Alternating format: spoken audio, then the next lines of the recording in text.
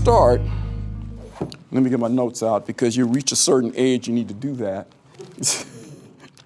There was a time when I could keep everything in my head and keep it straight. Now, if I don't write it down, and I think that's the parents' curse, because I used to tease my mom and dad about two things, about their memories, and I used to tease them about these, because when they would read things, I watched as they got older, further and further away. And my mother said, just keep getting up, young man.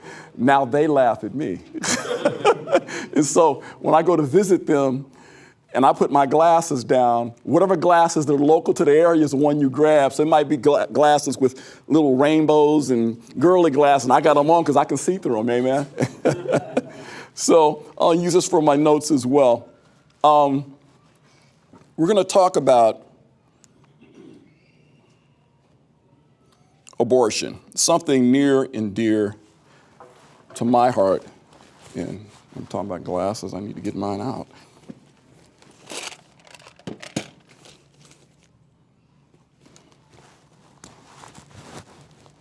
Here we go. And I'm going to share with you a story.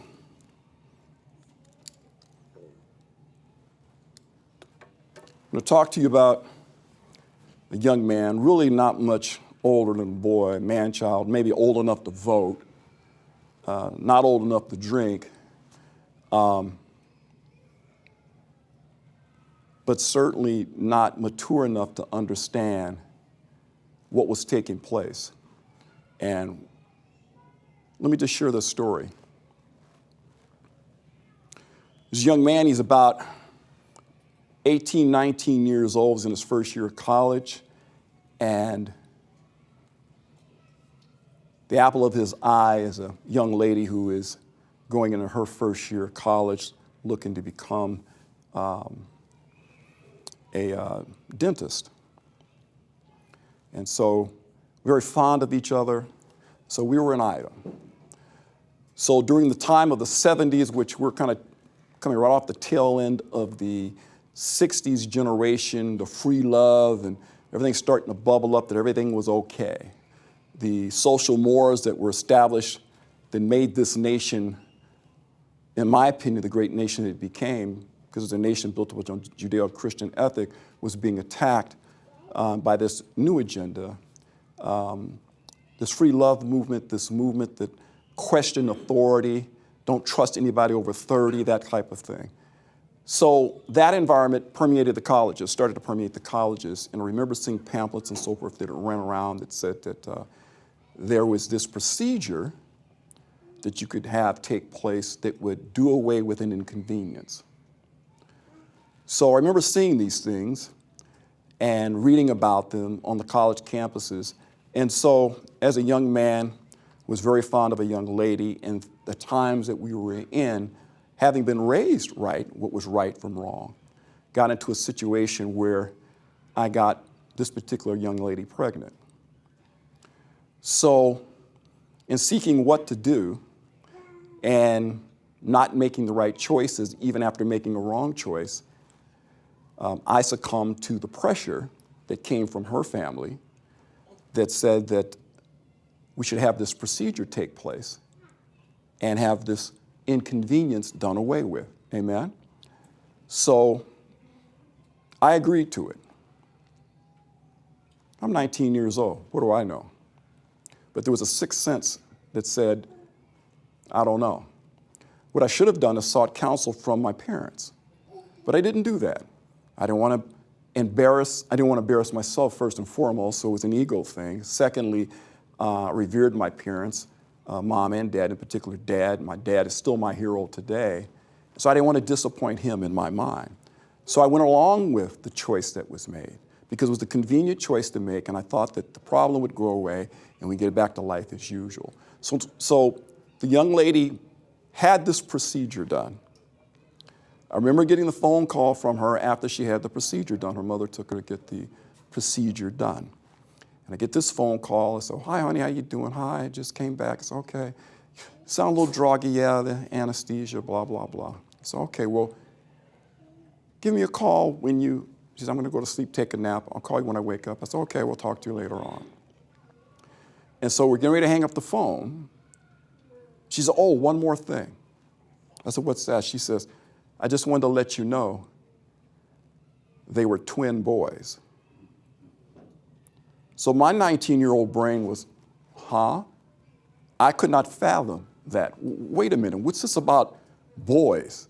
How do you know that they were boys? I mean, huh? And so I said, what do you say? Nothing, nothing. No, what did you just say? Nothing, nothing, nothing. I'm going to go, and she hung up. She never would talk about it again. So our relationship continued for a season. Eventually, we broke up. I know in my heart of hearts that the reason why our relationship severed over a period of time is because she lost respect for me. Because what she was looking for from me, even my little 19-year-old brain, was leadership. She was looking for me to say, honey, I don't know how we're going to figure this all out, but we're going to figure it out together.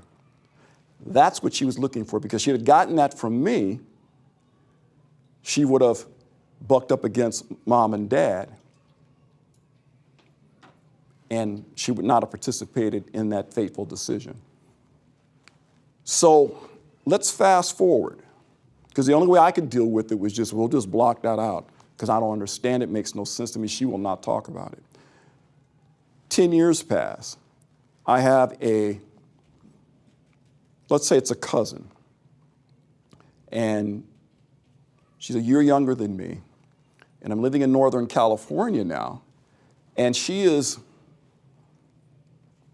beautiful, vibrant young woman. Everybody thought we were an item. We actually weren't related. We called ourselves cousins because their family and my family was close. And we're more like brother and sister, really close. And every year, she would disappear. I would call her mom, have you seen Kay? No, I haven't seen Kay. I don't know where Kay is. Oh, Kay, oh, you know Kay, she's kind of, sometimes she likes her space. So this is before cell phones. This is before, you had answering machines back then. This is in the 80s. So I kept calling her answering machine. Where are you, Kay? Where are you? Never would answer. Then finally I called, I want to go by there. And she picked up the phone. Hello? Hey, what's going on with you? Nothing. Everybody's trying to reach you. We haven't heard from you 3-4 days. What's going on? Nothing. Just want to be to myself. I said, something's not right. I said, I'm coming by there. No, no, no, don't come by. I said, well, if I don't come by there, you come by here. You got 1 hour. If you don't show up, I'm going to your place. No. And then finally, and then I hung up. So about 45 minutes later, she showed up at my place. We went out and had dinner, had a great time like we always do. So we get back to my place. We're sitting there. We're listening to music. I said, Kay, I mean, everybody's worried about you. You're always being distant. I don't know what else to call it because I'm in my 20s. It's still wisdom there. You're still figuring life out. But I was a Christian, and I was a practicing Christian at the time. I'd given my life back to the Lord. And so she responds to me, oh, I don't want to talk about it. Then finally she began to open up. She said that, well, nobody knows because I never told anybody, but I had an abortion. You did? I thought I knew everything about you. Well, I didn't tell anybody. I said, what about your mom and dad? No, they don't know. What about your sister? No, she doesn't know either. No, nobody knows. Only you know. And you can't tell anybody. So she swore me to secrecy. So I said, okay. And the only thing in my young brain was, with the limited knowledge I had from being a Christian, was I knew everything was covered under the blood. So I prayed with her in my best simplistic prayer and bowed down with her and prayed. I said, it's all covered under the blood, the sins, blah, blah, blah, blah. And, the Jesus, you're a Christian. Yes, you are. And she was. And it's all covered under the blood, and we'll just pray that God will heal you up, blah, blah, blah. She said, okay. She left. Hit me like a ton of bricks. 10 years prior, when I had participated in that fateful decision, oh my God, the young lady that was my high school and college sweetheart must be feeling the same types of anxieties and hurts and pains. And I fell to my knees. I was about 27, 28 years old, right around in there. And I'll never forget that moment. Because then it became real to me what abortion was. Because I'd figured out that it was wrong, but I didn't understand the impact that it had on women. So time passes, I relocate to Southern California. And she and I were pretty close. But when I moved to Southern Cal, we couldn't go out like we used to go out and hang out because of the distance. So I get a phone call from a family member, "Are you sitting down?" "Yeah, what's going on? I have some sad news to share with you." I said, "Okay, what's the sad news?" They said, "Kay died." I said, "What?" "Yes, Kay, what happened?" To make a long story short, the time from which I had prayed with her and to the time that she passed away, which comprised maybe 3-4 years, she developed an eating disorder. Now, how many of y'all know black folk? You don't hear about anorexia, bulimia, and those type of things. We got other issues, but that's not typically one of them, right? And she was the term we use would be a healthy, curvy sister. The last time I saw her before she passed, I went up to visit. We went out for lunch, and she was always an impeccable dresser. I mean, we couldn't go to the store without her putting on full makeup. And she had on sweatpants and sweat outfits. "Well, I just came from the gym," is what she told me. I said, "Kay, you never dress like that." I gave her a hug, and it was like I was hugging myself. There was nothing there. "Girl, what are you doing? Are you some kind of diet?" "I'm on a diet." "Well, stop dieting.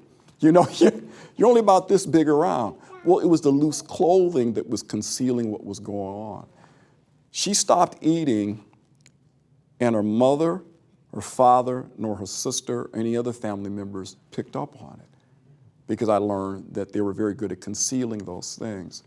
I'm sharing those two stories because they're for me, very compelling in me coming to understand the impact of abortion on individuals, on women in particular, but our greater community. So I don't want to finish on a sad note, but I want to paint the picture here so we understand what's at stake here. So 2 individuals significant in my life. Abortion impacted them, one to the point where she sacrificed her own life. And back to my high school, college sweetheart, she developed a rather significant drug problem. And for about 20 years, she was in and out of rehab and all those types of things.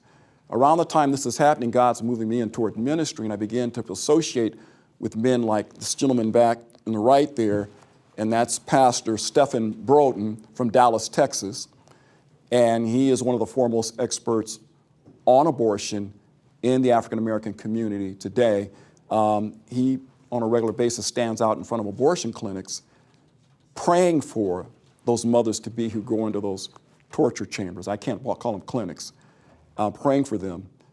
He's written numerous articles on it, his book's out on it, and he's one of the co-founders of the National Black Pro-Life Coalition, which is an association of the foremost experts in the nation. And I've been blessed to be associated with these individuals as they go out speaking truth, oftentimes alone in the wilderness, so to speak, but we're all building momentum and we're winning. So abortion is very, very real to me, given the 2 stories that I gave you. Now let me fast forward with that high school, college sweetheart. She finally eventually got off drugs. One of the prayers I said to the Lord once we come to stand, "Oh my God, Lord, if you ever give me the opportunity to be in front of this individual again, to be able to contact her in some way, please allow me to do that." And after some years, God did it, literally. Just a friend ran into her someplace. "Hey, I saw so-and-so, didn't you guys used to date in high school?" I said, "In college?" She said, "Yeah." Well, here's where she is now. And I reached out to her initially, and she rebuffed my advances. But over time, our hearts softened, and we connected. And she's doing well now. She's a chef in Los Angeles. And the key to her healing was the church. Amen? And so it's all covered under the blood, but the very real consequences and the impact that it has. So the impact on men, because we know what it does to women. There's studies now that even show that there's a connection between abortion and breast cancer in women. So this is very real. So I tell any young people that are out there today, because society is way looser today than it was even during my time. I'm a 70s child. That beware of those fateful decisions, those choices that you make, and don't choose the convenient solution, because there's far-reaching consequences for making that. And typically they're associated with women, but post-abortive syndrome with males is very, very real. and the impact that you see that it's having in our society today. You know, the national average for black families across American urban centers across America, that national number, and I use the number, it's around 71, 72%, depending on who you talk to. Pastor Broden might correct me on that because he is an expert. But in certain locales, it's much higher. So if 71 to 72% of black households today are typically single parent, female head of household, that's systemic breakdown in the family. In Washington, D.C., in the Southeast D.C. quadrant, Anacostia, that area, that number is nearly 90%. So when you see what's happening in our communities with the proliferation of gangs, which is young black males running amok with no paternal influence, otherwise known as gangs, you see the fallout. And then what happens, the predatory nature that takes place within those young men as they look to visit upon the young women who typically did not have daddy in the household, so there's no scapegoat. Mama does what she can, but she can't watch her 24/7, and then she's having a baby, or if she doesn't want to have the baby because he doesn't want to take care of the baby, she's marching down to the Planned Parenthood clinic, which is usually within walking distance of every black community in America. Walking distance, all by design. And so you have young males doing, and the young males, and I'll share another story, and Pastor Walter Hoy shared this with me. He works in collaboration with Pastor Broden, and he's out of California, where he himself stands in front of abortion clinics and with a simple sign, and one of the signs, many things he does is, Jesus loves you and your baby too, those types of things. And a young man who dropped his girlfriend off, and he was able to engage in conversation with the young man. And, why are you doing this? He says, well, I don't know what to do because this is what I do. And he had part of numerous abortions with numerous young women. And Pastor Hoyt told me, he says, Lonnie, he said something to me that made me tear up. He says, I feel like an animal. Because he just numbed to it. Knows it's wrong because we have a check on our spirits that lets us know right from wrong. And so I'll never forget that when he shared that with me. So in my own circumstance, okay, how did abortion affect me? Well, it was covered under the blood and so forth, but I hadn't come to terms with what it had done. So I jotted down some notes here. I said to tell my story. It'll leave holes in your life. And as for me, is those twin boys would be somewhere in the neighborhood about 41, 42 years old today. Who knows what they would have become?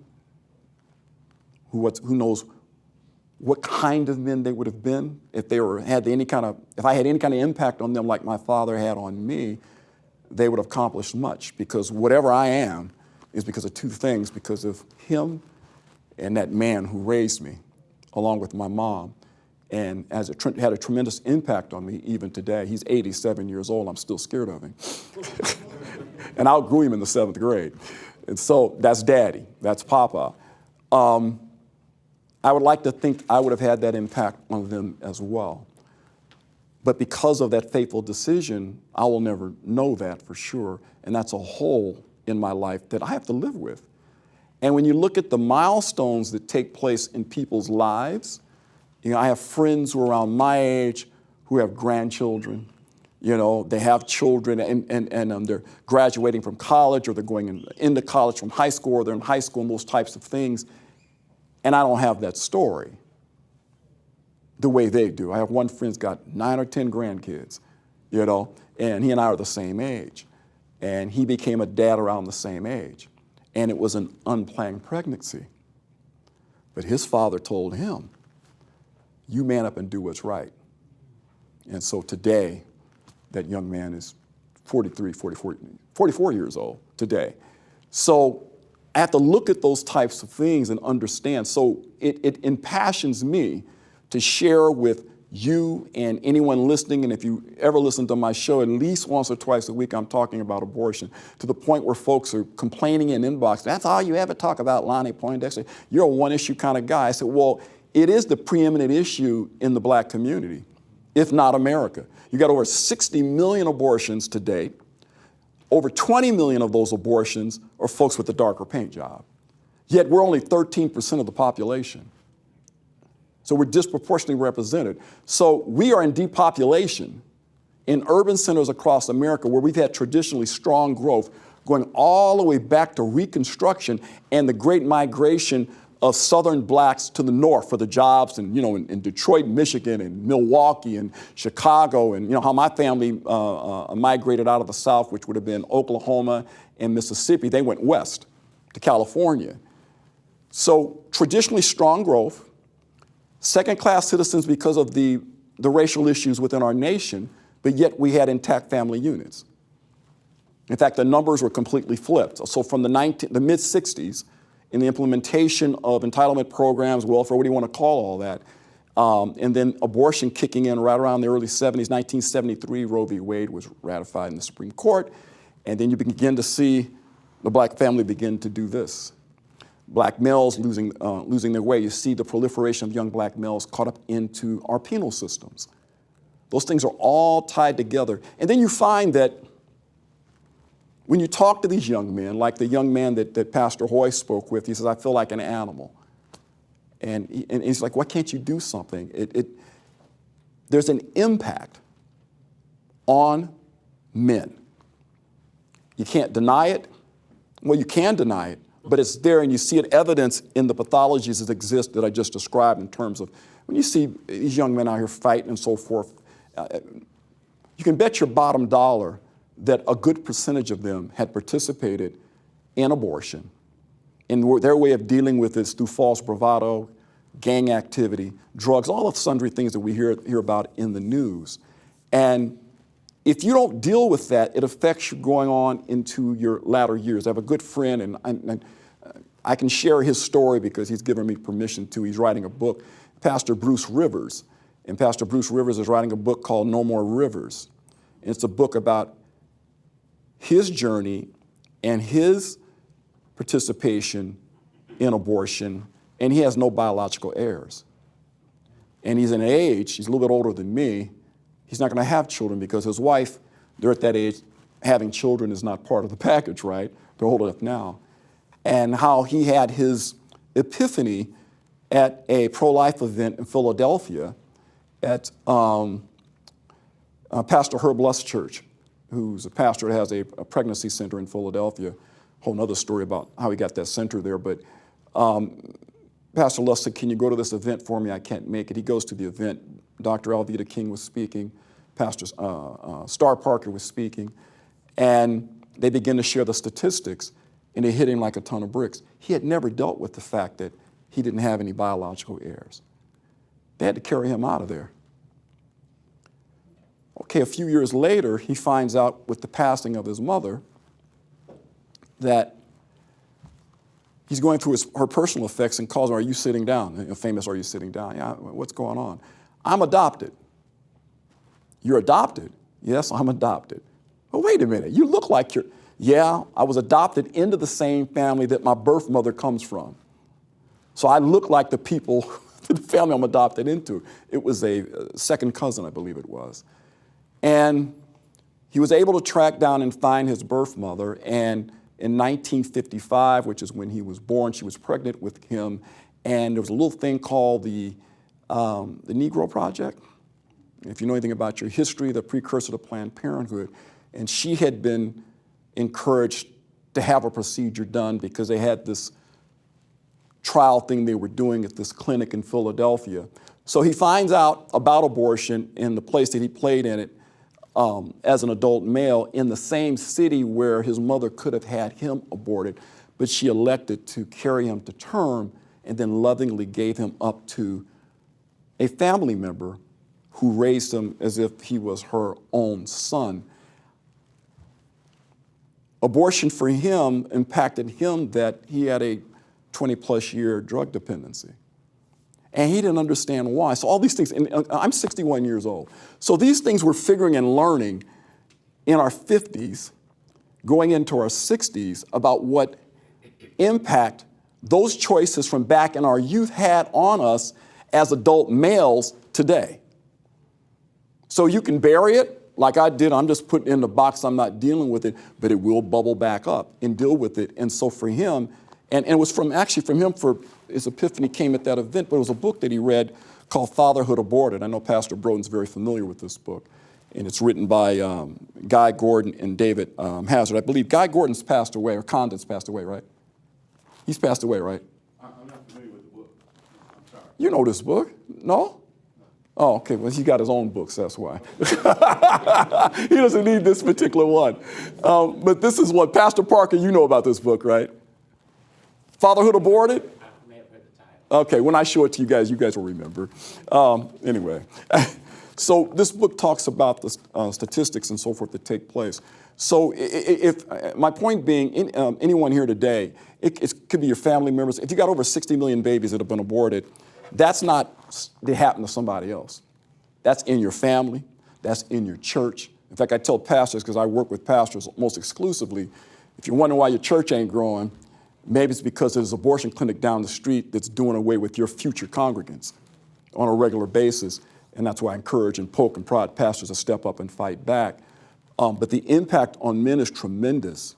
If you figure they've got these clinics in the black community and minority communities, and it's not just black community this is impacting, it's impacting all Americans.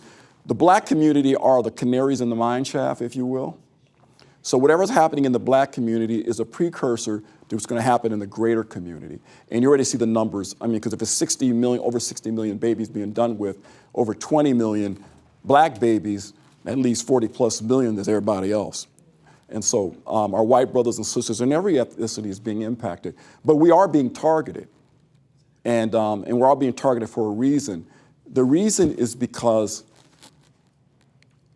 from slavery going forward, as the black community, black folk, whatever you want to call us, got a hold of Christianity, and it became a part of our here. Chattel slavery didn't break us as a people. Impacted us certainly, but it didn't break us as a people, because if you look at the statistics, after slavery, after emancipation, and slavery and emancipation during Reconstruction, black families that were pulled apart because of slavery reunited. Anyone know the story of Frederick Douglass? Okay, Frederick Douglass, after the end of slavery, found and reunited with his wife.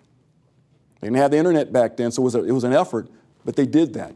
If you watch the trajectory of the black family as it regained constitution, for lack of a better term, and as a family unit, set records, historical records, going from literally was what, just about complete illiteracy to the majority of the population being literate in half a lifetime. That hasn't been duplicated anywhere else in the world's history. Am I right, Pastor Parker? Sounds right. Okay, so if that took place, and we unified as a people, and we had congressmen, senators, judges, all these types of things took place during Reconstruction, okay, and we didn't and this all happened until, and I don't want to get into a big history lesson, but then we had issues, okay? There was issues within the parties and so forth, and there was the infamous Woodrow Wilson, who ended up repealing a lot of those things, and we had to start again, hence moving up to the civil rights movement in the mid-1960s. So it was an ongoing battle. My point being, if you look at the stats of the family units, during the Great Depression, the black family unit was more intact than our white brothers and sisters during the Depression. So it wasn't slavery that broke us apart.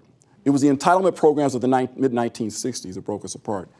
And those programs, of which Planned Parenthood and abortion is the centerpiece, yes. If you do away with a generation of people, you don't got to worry about them.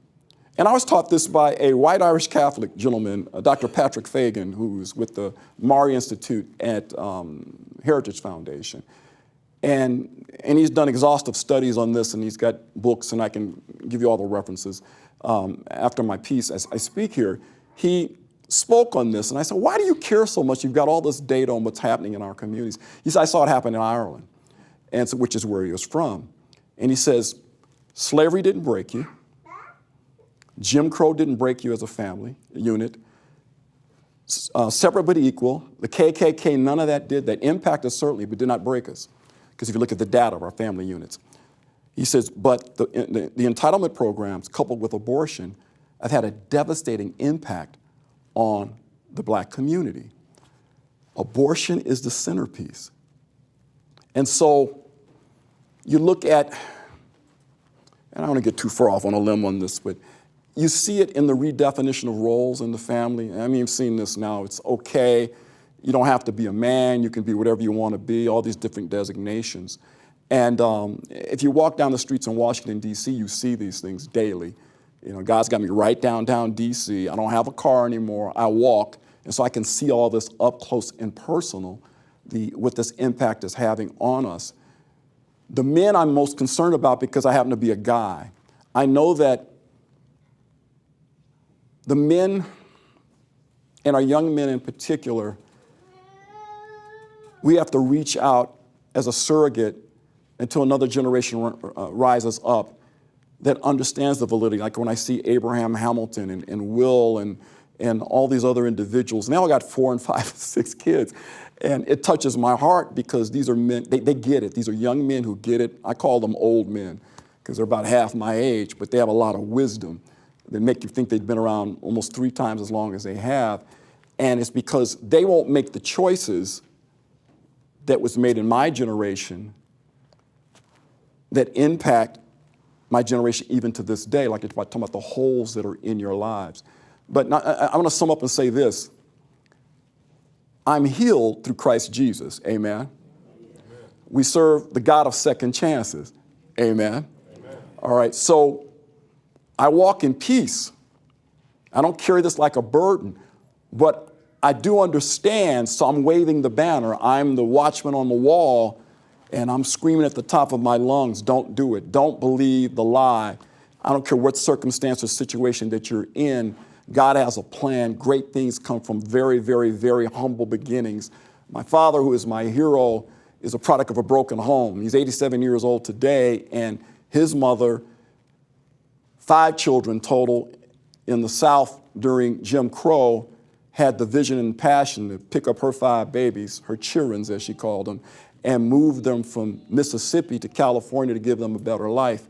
And because of that, and teaching him with God, in other words, my auntie, little Lonnie, you and Jesus equals a majority. All these sayings from being around these old souls and these saints, and she instilled in him faith in God, focus on your goals and ignoring the periphery, which is anybody that says you can't because they won't let you because of bigotry and racism. It's not a factor, but no, won't stop you from attaining your goals because there is a God. And because of that, I watched his life and how he contained and lived his life. And I looked to pattern myself after that. And there's a hope that because of the remnant, and Mickey touched on that, I think, in the segment she was speaking on, talking about the upbringing that she had, that her mother placed seeds within her that germinated and turned her, which she is today. But there is an attack on our community, and we need to address what's happening with the males, and we need to reach out and touch them, reach one, teach one.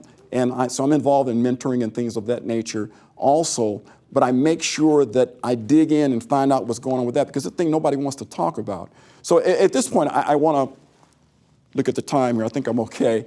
And open it up to questions that you all might have. There's other information I could share with you about this. And then something I want to read to you. Anybody have any questions or comments? Go ahead. I'm not sure how to phrase the question, but do you think this is more of a spiritual attack, or is there something systemic going on? Because like when I talk to someone one-on-one, I'm not aware of any individual who kind of wants to destroy a race. Is it the enemy, or is it systemic, or both? What's your take on that? I think it is spiritual. Okay. I think it is spiritual. If I can go back to what Dr. Patrick Fagan said, he said that he talked about what chattel slavery did and so forth and how it didn't break the black community. But he said the entitlement programs most certainly have nearly destroyed us as a community today. I said, okay, because I'm still trying to get where he's going with this. He said, if those things could not break the black community, but this thing does break the black community, he says, so goes the black community, so goes America. So goes America, so goes the world. Now, I don't know where y'all, I'm not a theologian, I hang out with a lot of them, I'm not a theologian, but I do understand that America, in my opinion, is the shining city on a hill. That's why everybody's trying to get here. As my dear old dad taught me, he said, America's got warts some, but still ain't no better place to be. That's why everybody's trying to get here. On boats, tunnels, wherever the kind of way they're trying to get here, they're trying to get here. Amen? So, and we got issues in that area. I don't want to talk about that now. It's a whole other topic. But they're all trying to get here for a reason, because America is that shining city on a hill. America was a nation built upon a Judeo-Christian ethic. I don't care what they tell you in the media about America. Judeo-Christian ethic. I'm in Washington, D.C. You can't hardly throw a rock and hit a building that doesn't have some kind of scripture or religious epithet on it. Everywhere. They're trying to tell you separation between church and state. Myth and a lie. Nowhere in the founding documents. So what's this agenda? It's an anti-God agenda. It's a spiritual agenda. And they use the black community as the pawns. So the enemy recognizes, man, slavery couldn't break these folks. Entitlement programs sure is having an impact. And if we don't get a handle on this, brother, we will cease to be an ethnicity of any consequence in another 40 years. That's how scary this is. So Planned Parenthood, NARAL, and Connected, if all roads lead back to the anti-God group, George Soros, Bloomfield. Help me out, brothers back there. They know all those different names. These guys that are pulling the strings, that have all the money, that fund these organizations, that are driving wedges in our community, creating false narratives, like the Black Lives Matter group. If you go and look up Black Lives Matter, I learned this from Pastor Chittum's, you find out it's an organization founded by lesbians, an organization funded by George Soros and his cronies, and you find out their manifesto, redefine the family, destroy the system as it is, and create something different. It has nothing to do with defending the cause of black people. So it is spiritual in nature. But the political ramifications is what happens. Well, we know what happens in the spirit world manifests itself in the physical at some point. So you see it within the political realm. And this is why I beat the drum on my show that the church must participate in public policy. We have to. The inmates are running the asylum because we're having church and having a good time doing the pastor's appreciation, all the wonderful things we do in church. But if we're not participating in public policy, which, by the way, the government was set up by our Creator for us. We're one of the few countries in the world that can vote our leadership in or out. Everybody else got fiefdoms and monarchies and so forth. And that's it. You got to vote or go to prison. Well, who you vote for is of no consequence because they've already determined the outcome. They're trying to make that a reality here. But because the church is stepping up and beginning to make its presence known, it's awakened from its slumber. This 2016 election was very, very pivotal for us as Americans, in particular as Christians. And I know we got an individual in office that folks are still kind of scratching their head about, but if you watch his policies, they line up more or less with what we believe in. So I try not to watch the tweets or the news reports, but I focus on, like a laser beam, the policy. He's the first president who came out. I'm not saying didn't come out against abortion, but actually he's trying to do something about it. Ever heard of the March for Life? Yes. Biggest pro-life march in the nation, if not the world. Anywhere from 200,000 up to 750,000 Christians show up every January in the dead of winter. I've gone to, it'll be 5 next year, like the froze to death in most of them, but they show up. He's the first president to acknowledge at the event his full support of the agenda of March for Life and allow his vice president to come speak at the event. Never happened. Both sides of the aisle, Republican or Democrat. So he's not so much as a Republican as he is a pragmatist who, in my humble opinion, I feel God has called up, and only God can call up these unlikely figures. So I had pastors pull me to the side and say, read Isaiah 45. So he's been called Osiris. He's been called, some of the other iconic figures in the Bible, but an unlikely character, but his policies are what I follow. Why? Because those policies, that they line up with what I'm most concerned about America in general, but specifically what's happening in the black community, because I know we're being used as pawns. So we go back to the immigration thing. I'll touch on that briefly. The immigration thing, we're used as pawns. Okay, so as a voting bloc, blacks vote in lockstep with the Democrat Party. That's changing, but that's the way it's been. It's changing isn't it really interesting with this new demographic that's coming in with DACA and all these types of things? They're looking to court a new constituency as a voter bloc. They don't need us no more. Well, there's a reason for that. For one, our numbers are shrinking to the point where we're 13% of the population, but Pastor Chittum's, how long did it take us to get to that 13%? Many, many, many years. We just crept along like this. That's because, well, another statistic, and Pastor Broden, I think, was in this campaign in New York City, where they put up this sign that says that and I'm going to paraphrase it because I know I don't. Dangerous place for an African American is in his mother's womb. He was a part of that campaign to put that together. And Jesse Jackson and Sharpton all had a cow, and they pulled it down. But the reality is more babies are aborted than are born in New York City, black babies. Like I said, never happened before in our history. Right, the numbers have gone upside down in New York City, Washington, D.C., Philadelphia, and they're keeping it under the radar. Because if we ever find out what's happening to us with abortion, abortion will end in America when black people stop having it. Yes. That's when it ends. And what we have to do as Christian folk of all ethnicity is participate in pushing back and boldly do so. We've got to be like Pastor Broden, like Pastor Ralph Chittum's, like Pastor Sanders back there, another bold soul. And I hang out with the rabble-rousers, and because they're bold enough to stand up and speak truth, and it emboldens me to do it from my little bully pulpit, which is a microphone, and in our nation's capital with initiatives and so forth that we're participating in. So to sum up, let me read this before we finish up here, because I think I got a few minutes. I found this yesterday. People are always sending me things. This is from a Miss Felicia Killings, a beautiful young African-American woman who has our worldview, solid Christian, has a testimony as well. But she posted this on August 17th, and let me read it. It says, "A true story. This morning, my 6-year-old daughter, Aaliyah, woke up and told me about the dream she had the night before. She said, 'Mommy, did I have a big sister?' In my dream, I saw that I had an older sister. At first, I thought she was talking about having younger siblings because she really wants that. But then I instantly recalled the moment I decided to abort the pregnancy before her using the abortion pill.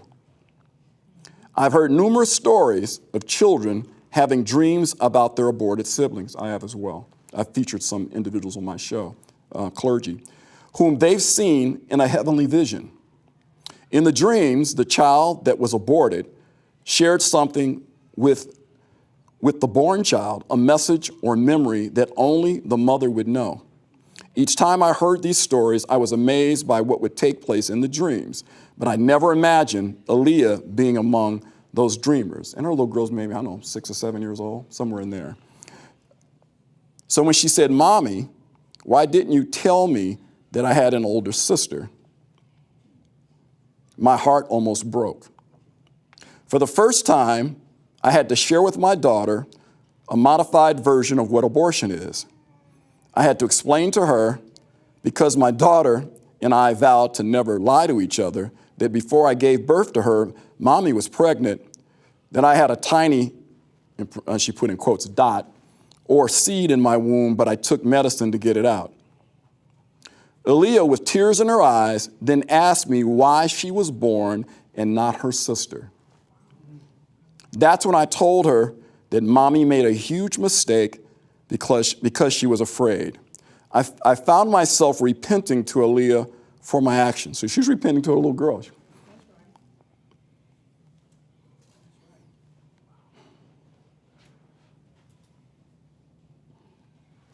In this conversation, Aaliyah asked me if she were ever to get pregnant, would she have to make the same decision that I did with her sister, especially if the man she's with makes her afraid.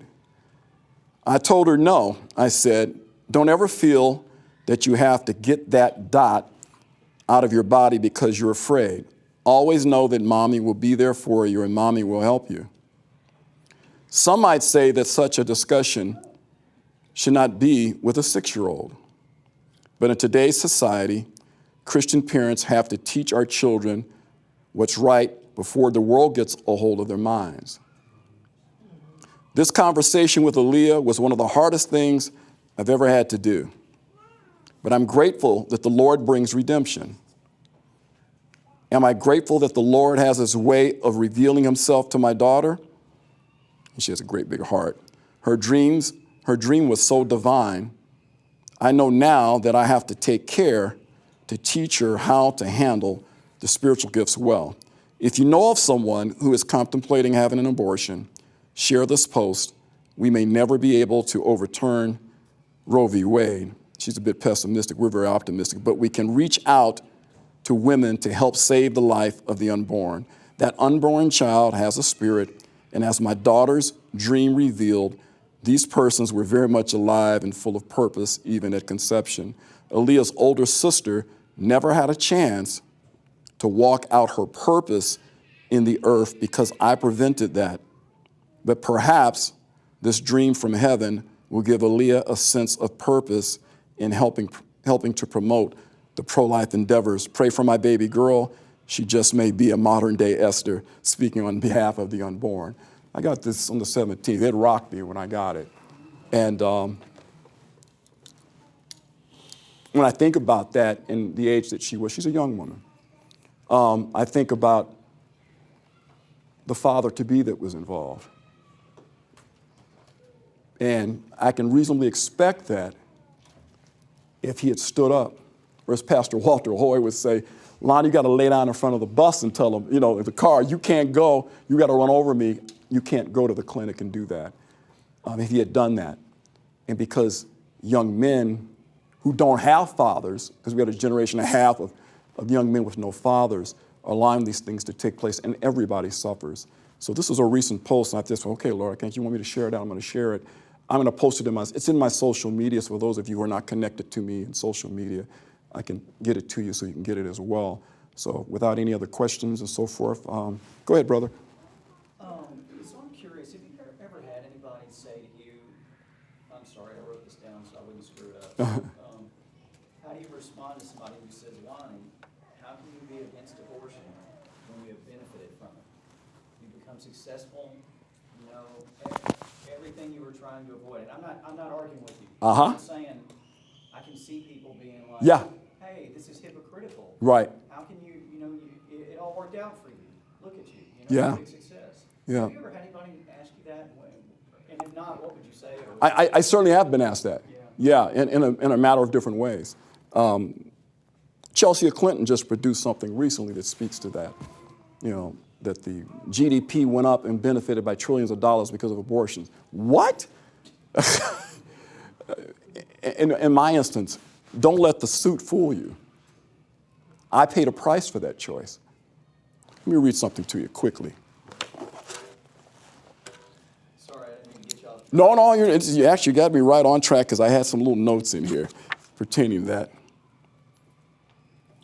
Aftershocks of male post-abortion trauma. You have difficulty with commitment. I'm single. You dodge authority. You have no solid sense of identity. You work to impress moral leaders. Yes.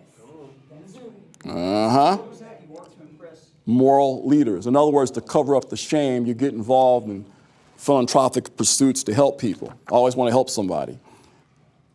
You keep women at bay. You have trouble bonding. You fear impending tragedy. You don't own your mistakes.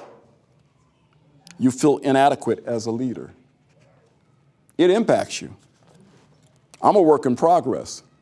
I'm 61 years old. What you see now is the new improved version. If you had seen me after that time, you would have seen something different. And I struggled in a number of areas, and I didn't know what it was because I come from a family of achievers who came from humble beginnings and became successful. I don't know what's wrong with my son. I wish he'd just get his life together. It's not the first time I heard that. Do you understand what I'm saying? It has an impact, and it impacts people differently. As I mentioned, my friend Pastor Rivers, he developed a drug problem. He struggled with it for many years because he didn't know what the cause was, where it came from. Once he was able to identify, he's been free ever since and has no desire or anything because he understands where it comes from. Everybody pays a price. Everybody. Anybody else? Yes, please. I would like to say, I am also not a post-aborted, but that I attempted an abortion. And my daughter now is 50 years old. Uh-huh. Praise God. The impact that it had on her was a cleft lip. So therefore, it was said many times, how did the lip come? Why was the lip there? So I had to, being a Christian, speak the truth as to what happened to mommy and daddy. Yeah. That they were told us, because I did not come on for that month, that I was just late. And they gave him 3 pills to give to me. Uh-huh. And they said she must take all 3. Yes. So therefore, I took the first pill. I was an unsaved young mother, wife at 19 years old. Uh-huh. And I took the first pill down. And the second pill, I began to put it in my mouth 3 inches. I have to teach on 3 inches a lot of times. Uh-huh. And a voice spoke to me, no. It screamed out at me. My husband was at work, and my daughter, my oldest daughter, she was in the bed asleep, so no one else was in the house but me. Who's speaking to me? And I, again, said, no, screamed loudly. I didn't know what that was. So therefore, I flushed the other 2 down the toilet. Right. So Amen. I let him know when he called it his break that, no, I did not take it. Uh-huh. I'm pregnant. I'm having this baby because pregnant means baby. Preach. Woo. I got chills. Amen. Amen. Anyone know who Fred Hammond is? He's my favorite gospel artist. I mean, Fred Hammond, let me tell you, Fred Hammond is my favorite gospel artist. You know his story? Fred Hammond's pregnancy, his mom being pregnant with him, was an unplanned pregnancy. She went down to the abortion clinic to have the procedure done. And they started it, and it didn't take for some reason. She got down out of the stirrups, and she left, and they called her, told her to come back and then finish it. Because I guess she started hemorrhaging or something like that.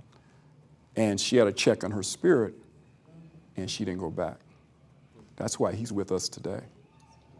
Thank God that she made the right choice, because fast forward some years later, I'm going through a rough patch in life. For those who think that being post-abortive as a male doesn't have an impact on you. And I went through a real desert period. What got me through that was listening to Fred Hammond's music.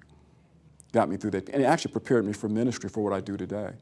And so it's, yes, I stories of a friend of mine in Baltimore who, just on the other end of that, who had, she had an abortion. And it's talking about the impact on women, and they did something to her internal so she could never conceive children. May I just say this? Go ahead. Very quickly. What is not told women is that 80% of women that have abortions, breast cancer, they are not told that. Yes, there's a connection. That connection right there. And so, my question is in the form of a question also. How can we convince these young ladies that abortion, you're looking at breast cancer on you because you are drying up the baby's milk? Yeah. Because it forms Yeah. immediately Yeah. when you're conceived. Yes. The milk forms and it rottens in your breast. Yes. Yes. And it causes the cancerous cells there. That science is known, Yeah. but you don't see it anywhere in media. How Then can we get that out? the church has to do it. Pastor? So that That's exactly what I was going to say. Yeah. We can't be afraid to engage the conversation. That's right. Just anecdotally, this past election cycle, you know, I'm a typical guy. I go to the barbershop, you know, every 2 weeks, have to, you know, keep it tight. And my barber knows that I am a Republican, huge Republican, elected official in the state, and so he can't wait for me to come into the shop because he wants to start talking politics to start trouble. And so I'm in there, and this is during the election cycle, just after Hillary Clinton made her statement that unborn children have No rights. and can be aborted up until the day that they're born. Yeah. And so I'm in the barbershop, it's all guys, all black men, and I start telling them this about Hillary. Of course, none of them believed me. And so my response to them was, fine, I don't want you to believe me. Go out, look it up, research it for yourself, and then come back to me. Mm-hmm.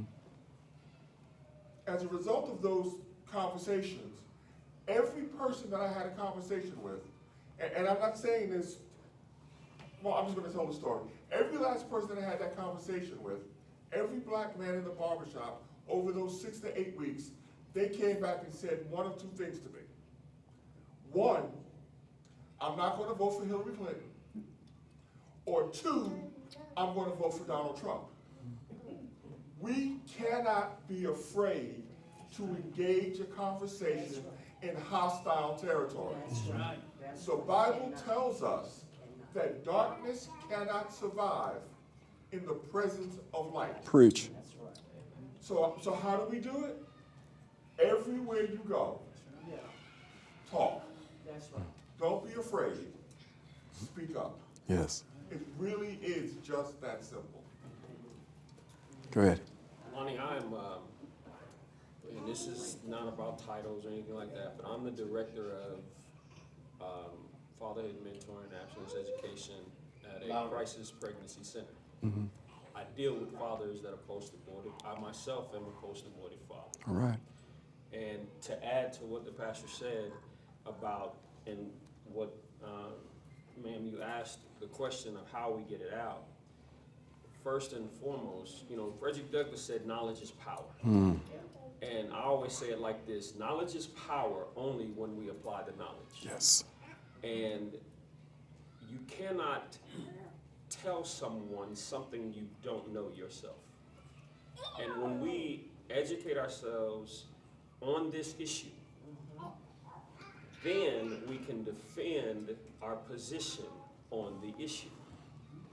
And so, again, that's how you get it out. Like you said, talk to the people closest to you, your pastors, your hairdresser, everyone. But know what you're talking about when you tell them. That's it. That's it. I just got the cue. Need to wrap it up. So I want to thank everyone for, first of all, the mix-up in the locations, everything. But thank you for, if you want to reach out to me one-on-one, any of you that are involved in abortion reconciliation ministries or whatever you want to share with me, you know, I have a show. I do have a microphone. You can get information to me that I'll get out to our listeners, or if you yourself would like to come on to the show. Yes, Pastor? Just remind them that the National Black Pro-Life Coalition has a website. Yes. We have information and we have speakers, a speakers bureau. You can go to that website and we can come and speak at your churches. Our model is information, education, and activation.